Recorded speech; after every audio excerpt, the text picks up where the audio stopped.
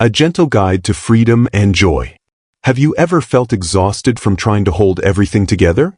Maybe you plan every family get-together to the last plate, check the doctor's notes 3 times, or reorder your routine because you're afraid something might go wrong. That steady, quiet tension, the "I must make this perfect" feeling, is a heavy companion. But here's a little surprise. Many people find that when they loosen their grip, life becomes softer, richer, and, yes, happier. Today we'll explore why letting go of control can be one of the kindest choices you make for yourself, and how small acts of release can change your days in very real ways. Point 1. Letting go reduces stress and quietens the mind. When we try to control everything, our minds stay on high alert. We replay scenarios, tighten up about outcomes, and carry a low hum of worry all day long. That constant mental effort is tiring, like holding a heavy grocery bag with one hand for hours. Example story: Margaret, expanded. Margaret, 72, loved hosting holiday dinners. She planned the menu months in advance, mapped out who would sit where, and called her daughter 2 days before to rehearse the timing. The problem was this planning didn't feed her joy, it fed her worry. She'd lie awake imagining the gravy spilling or the seating causing tension. One December, her daughter gently said, "Why don't you come and just enjoy this year? I'll set everything up." Margaret felt a wobble, like letting go might feel like losing something, but she agreed. At the table she found herself laughing at a joke she hadn't told, accepting a plate someone else brought, and feeling, for the first time in years, relaxed. After dinner she admitted to her daughter, "I didn't think I'd like being a guest in my own house. But I did." Why this matters? Brief analysis. Letting go here lowered Margaret's mental load. The freed-up cognitive space allowed her to savor the evening rather than run it. For many seniors, this shift from doing to being reduces the daily strain and increases feelings of calm. Practical micro-step to try tonight. Pick one small task you usually control and let someone else do it. Notice your body. Is your breath slower? Is your jaw softer? Take 2 deep breaths and name one pleasant moment you might enjoy if you weren't worrying about that task. Point 2. Relationships deepen when we stop trying to direct others. Control in relationships often comes from love, wanting the best for the people we care about, but repeated direction can feel like pressure and can reduce others' willingness to share or take initiative. Example story: Robert, expanded. Robert, 68, had always been the fixer. He'd offer solutions before his son could finish a sentence. After his daughter-in-law stopped inviting him to weekend projects, he asked gently, "Have I been too helpful?" His son replied honestly, "Sometimes, Dad, we want to figure some things out ourselves." That stung, but it also opened a new path. Robert started asking 2 questions instead: "What would you like from me?" and "How can I support you?" At a family barbecue months later, his son came over and said, "Dad, can you show us that old trick with the lawnmower?"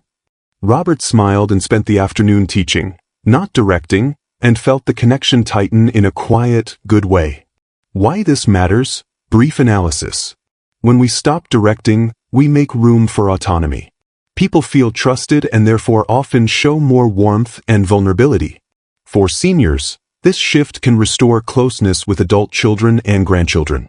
Practical tip for conversation. Use 3 listening phrases this week. Tell me more. How would you like to handle it? And I'm here if you want help. Replace the urge to give the answer with curiosity. Point 3. Acceptance of what we cannot change brings inner freedom. There's a big difference between surrendering and giving up. Acceptance is a deliberate choice to stop fighting the unchangeable and to focus energy where it can still make a difference. Example story: Eleanor, expanded. Eleanor resisted using a mobility aid for months.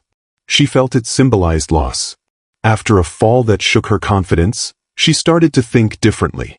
In a quiet moment she said to her neighbor, "I'm tired of being afraid."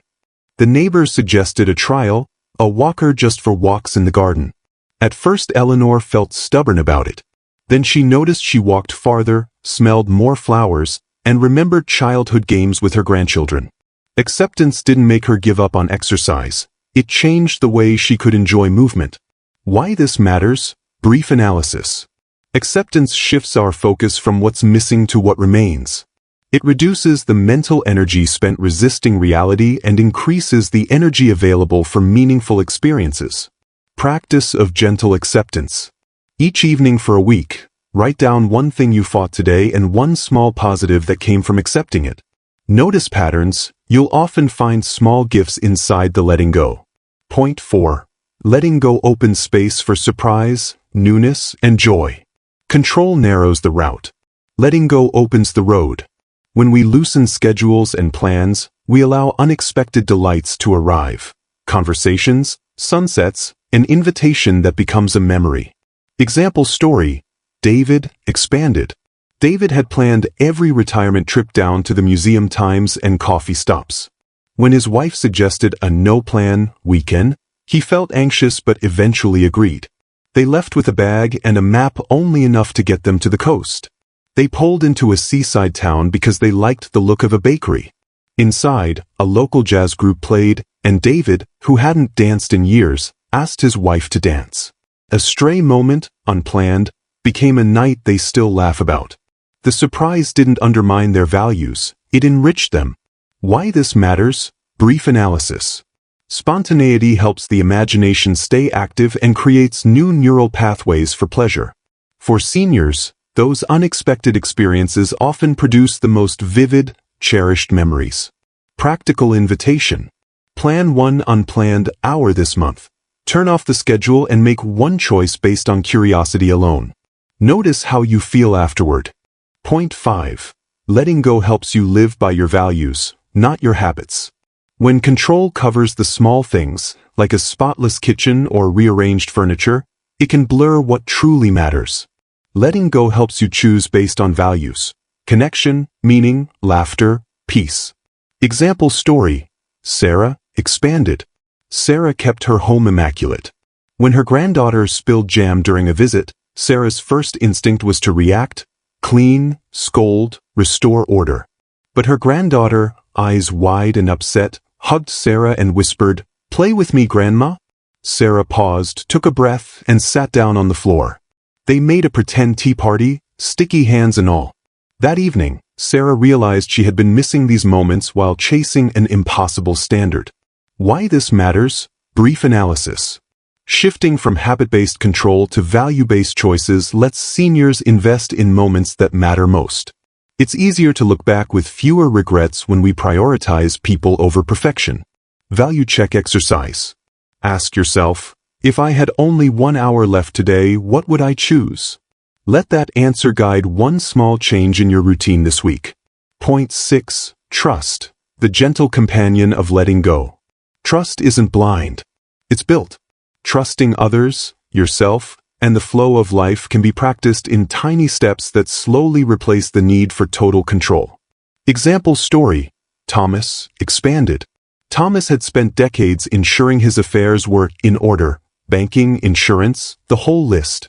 After his wife passed, his family asked to take a more active role. He hesitated, fearing mistakes. His granddaughter, patient and consistent, took over one small task, updating a mailing list. When she did it well, Thomas felt surprise, relief, and an unfamiliar lightness. That small success taught him that handing over pieces of control could be safe and even joyful. He began trusting his family a bit more each month. Why this matters? Brief analysis. Trust allows delegation, which reduces isolation and creates meaningful interdependence. It's not about losing control but sharing care. Small trust-building step. Delegate one practical thing this week. Start tiny, a prescription refill, a grocery pickup, and notice how your anxiety shifts. Point 7. A practical toolkit. Simple habits to practice letting go every day. Letting go is a skill. Like any skill, it improves with gentle practice. Here are concrete, easy-to-repeat tools you can try. The 2-minute release. When you notice worry, set a 2-minute timer. Breathe slowly, exhale the thought, and let the timer mark the space to move on.